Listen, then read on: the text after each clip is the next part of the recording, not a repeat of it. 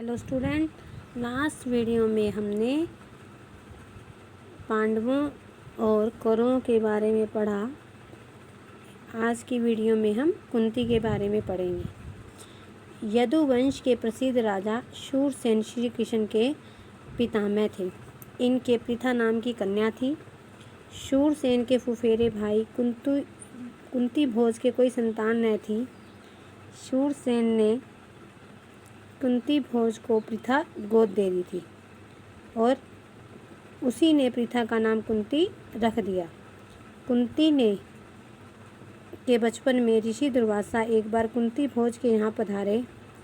कुंती ने उनकी बहुत सेवा की और वे उनसे बहुत प्रसन्न हुए और उन्होंने उसे उपदेश दिया और कहा कि तुम किसी भी देवता का ध्यान करोगी तो वह अपने ही समान एक तेजस्वी पुत्र तुम्हें प्रदान करेगा। इस प्रकार सूर्य के संयोग से कुमारी कुंती ने सूर्य के समान तेजस्वी एक सुंदर बालक को जन्म दिया। जन्मजात कवच और कुंडलों से शोभित वही बालक आगे चलकर शस्त्रधारी श्रेष्ठ कर्ण के नाम से विख्यात हुआ। अब उसने पुत्र तो प्राप्त कर लिया था, लेकिन वह अभी कुंवारी थी। उसका भी विवाह नहीं हुआ था, इसलिए उसने बच्चे को छोड़ देना ही उचित समझा। उसने उस बच्चे को एक पेटी में बंद करके उसे गंगा की धारा में बहा दिया और आगे जाकर अधिरथ नाम के एक सारथी की नज़र उस पर पड़ी। उसने पेटी निकाली और खोलकर एक सुंदर बच्चे को देखा। वह निस्संतान था और बच्चा पाकर वह बहुत खुश हुआ। सूर्यपुत्र कर्ण की तरह एक सारथी के घर पलने लगा। महाराज पांडु का कुंती से ब्याह हो गया और उस समय राजवंश में जो थे राजा थे एक से अधिक विवाह करते थे। इसी रिवाज के अनुसार पितामह भीष्म की सलाह से महाराज पांडु ने महाराज मद्रराज की कन्या माद्री से भी विवाह कर लिया। एक दिन महाराजा पांडु वन में शिकार खेलने गए। वहीं जंगल में हिरण के रूप में एक ऋषि दंपत्ति भी विहार कर रहे थे। पांडु ने अपने तीर से हिरण को मार गिराया। तब पांडु को पता नहीं था कि ये ऋषि दंपत्ति हैं। ऋषि ने मरते मरते पांडु को श्राप दिया और ऋषि के श्राप से पांडु को बड़ा दुख हुआ और वे वापस नगर को लौट आए। पितामह भीष्म तथा विदुर को राज्य का भार सौंपकर उनकी अपनी पत्नियों के साथ वन में चले गए। वहाँ पर ब्रह्मचारी जैसा जीवन व्यतीत करने लगे। कुंती ने देखा कि महाराज को संतान लालसा तो है, लेकिन ऋषि के शापवश वह संतानोत्पत्ति नहीं कर सकते। अतः उसने विवाह से पूर्व दुर्वासा ऋषि से पाए वरदानों का पांडु से जिक्र किया और उसके अनुराग से कुंती और माद्री ने देवताओं के अनुग्रह से 5 पांडवों को जन्म दिया। एक बार वसंत ऋतु थी।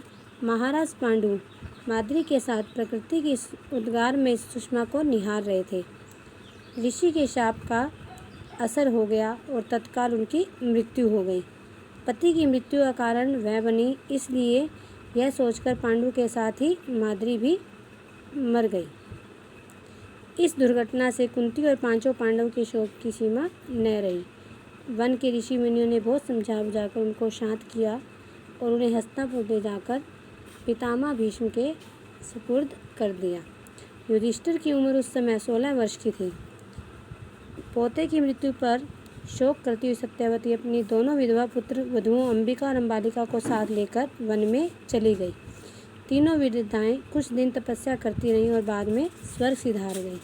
नेक्स्ट लेसन हमारा है भीम। अब इस लेसन में हम भीम के बारे में पढ़ेंगे।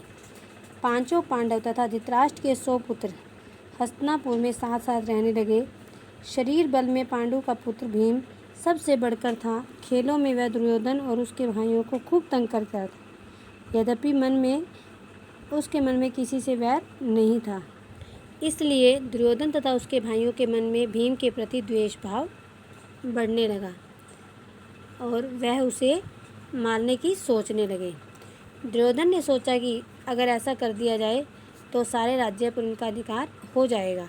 दुर्योधन ने छल से भीम के भोजन में विष मिला दिया और उसके हाथ पैर बांधकर उसे गंगा में बहा दिया।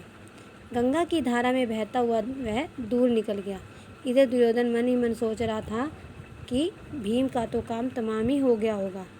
जब युधिष्ठिर आदि जागे तो भीम को न पाया तो चारों भाइयों ने मिलकर सारे जंगल गंगा का वह किनारा जहाँ जल क्रीड़ा की थी वहाँ छान डाला, परंतु भीम का कहीं पता न चले। अंत में वे वापस निराश होकर महल को लौट आए। इतने में ही क्या देखते हैं कि भीम झूमता झामता चला आ रहा है। उसे देखकर वे बहुत खुश हुए। युधिष्ठिर, कुंती आदि ने भीम को गले से लगा लिया। पर यह सब देखकर कुंती को बहुत चिंता हुई। उसने विदुर को बुला भेजा और बोली कि दुष्ट दुर्योधन जरूर कोई ना कोई चाल चल रहा है। राज्य के लोभ में वह भीम को मार डालना चाहता है। विदुर कुंती को समझाते हुए बोले, तुम्हारा कहना सही है, परंतु कुशल इसी में है कि इस बात को अपने तक ही रखो। अब इस घटना से भीम बहुत उत्तेजित हो गया था। उसे समझाते हुए युधिष्ठिर ने कहा, भाई अभी समय नहीं आया है, तुम्हें अपने आप को संभालना होगा। भीम के वापस आ जाने पर दुर्योधन को बड़ा आश्चर्य हुआ। उसका हृदय और जलने लगा। ये आपका लेसन कंप्लीट हो गया है। आपने इस लेसन को अच्छे से रीड करना है और जितने भी क्वेश्चन बनने हैं वो आपने राइट करने हैं, लर्न करने हैं।